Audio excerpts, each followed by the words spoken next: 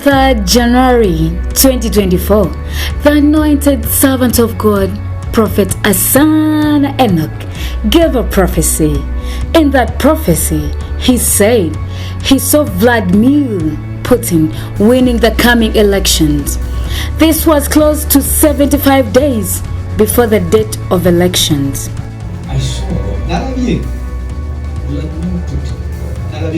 Putin winning this election.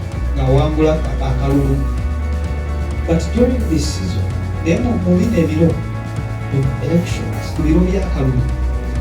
Many people who are against his reign will drop dead. Yes, they will die. I don't want to go deep into it, but let us pray. Breaking overnight, Russia's President Vladimir Putin celebrating a landslide re-election victory after 3 days of voting that offered no real alternatives. While there were some protests, he used his victory speech to declare Russia is united behind him.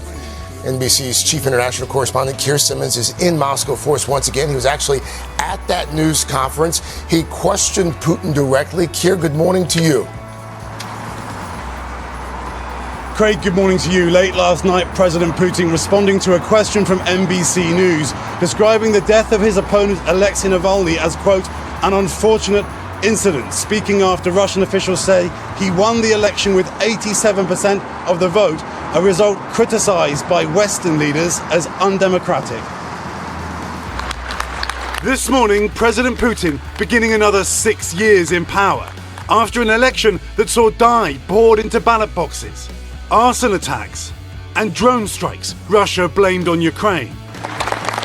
Putin won the biggest victory of his leadership, Russian officials say, after years of crushing opposition leaders like Alexei Navalny and Boris Nadezhdin, who told us he voted by writing his initials on the ballot. NBC News was the first international news organization to question the Russian leader after the election.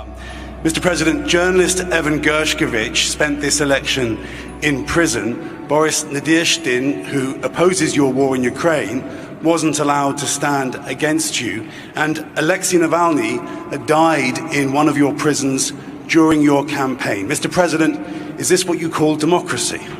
That's life, Putin said, and in his answer suggested he had agreed to release Navalny on the condition he never returned to Russia. Days later, his outspoken opponent was dead, Putin said.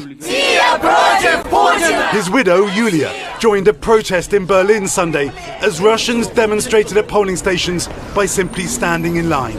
There could be no any negotiations and nothing with Mr. Putin.